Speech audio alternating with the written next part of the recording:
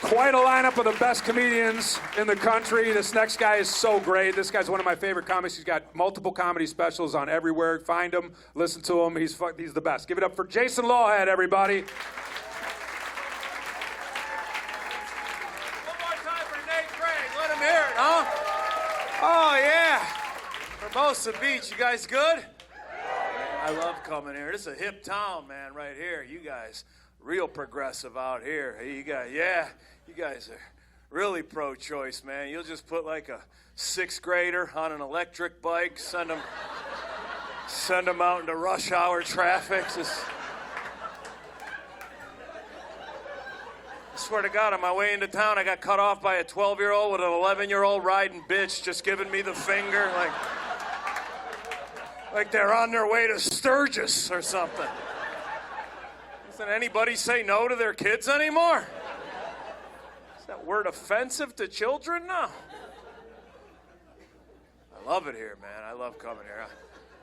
I'm from Cleveland originally. A couple of people escaped as well. Nice, good for you.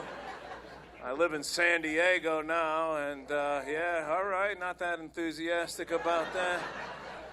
Used to live in L.A., man. I lived in L.A. for a while. Yeah, I lived in Thai-Town for a while, and I had to get out of there, man.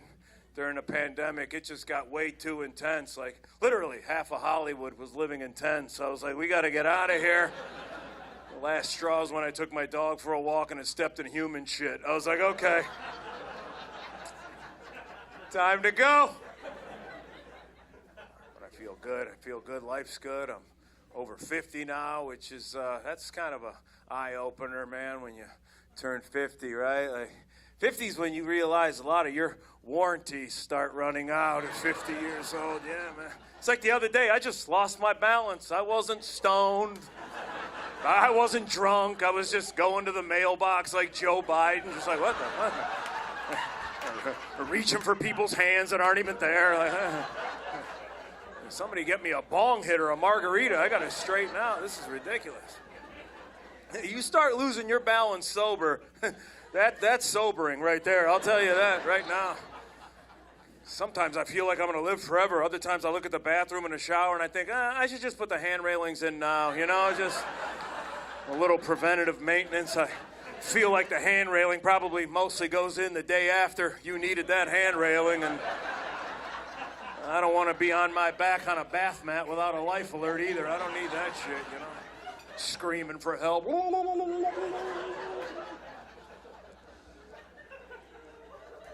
I already pee sitting down. I'm already doing that, yeah. That's my wife's order. She's like, you got to start peeing sitting down. It looks like somebody held their thumb over a garden hose in here. What are you, watering cucumber plants behind the... You literally extinguished the candle I had to light from the last time you were in here, you pig. Can you control your movements? Man, it's frustrating getting old, man. Starting to get forgetful now, you know? Yeah, little thing, just like my memory. I had to switch shampoos. I had to switch to one of these tea tree, eucalyptus, citrus, aromatherapy, lidocaine scented, sting your scalp shampoos, just so I could remember if I washed my hair or not. You ever been in the shower that long where you're like, I don't even know if I even washed my crotch. How long have I been in here? When I was in my 20s, it would take me 3 minutes from the idea of a shower to be in, lathered up, out, on my way. Now it takes me 10 minutes to get the water right. I'm like, turning the dial like I'm cracking a safe, you know?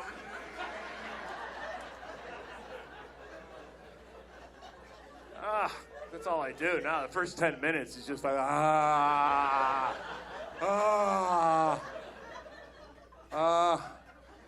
Then you realize, you're like, I don't even know if I've touched myself. Have I touched myself? Start looking around for evidence, like soapy suds on a loofah. Like, and you finally touch your head. It's not even wet. And you're like, you start second guessing yourself. You're like, does that mean I didn't wash my hair, or I've just been in here long enough for it to dry? I don't remember anything about this shower. Oh, man, my eyesight's going, right? Finally got into those readers now. And guys, man, we'll take it to the end, won't we? Till we need reader. Like, I'm not getting big font text. I'm not doing that. I'm not letting people see me in public with the word "the" is the only thing on my screen. The. Next.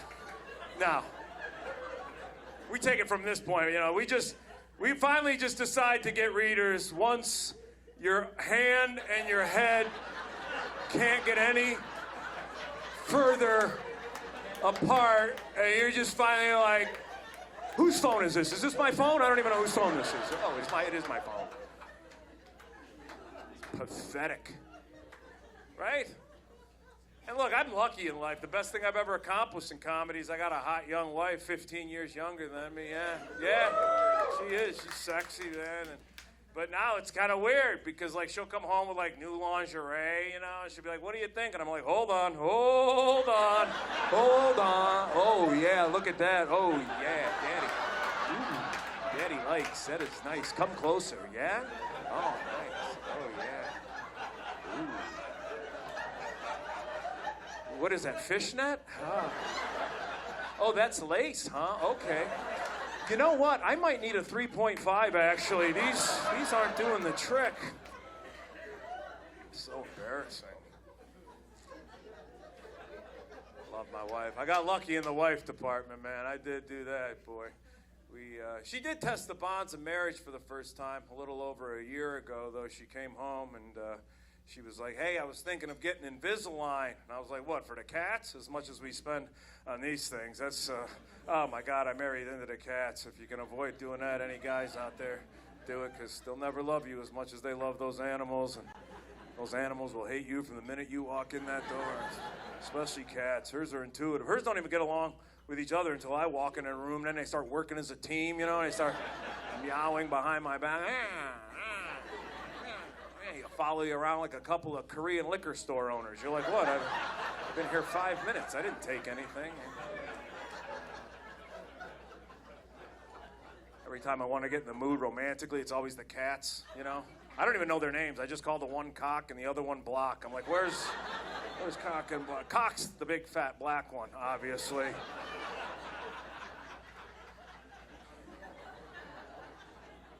Anyway, comes to find out, the Invisalign was for her, which I didn't get because I'm like, you're perfect. You don't need anything. She was like, well, I have a couple of teeth shifting, and I'd just rather take care of it. I'm like, well, then get it if it's going to make you feel better, because I was under the impression that Invisalign are invisible braces, which they're not. You can see them. They're Visalign is what they are. They're right there.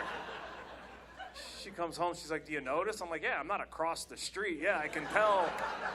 I think like you just checked in the game to guard me. Yeah, I don't even need my readers to see those. What, are you kidding me? Like,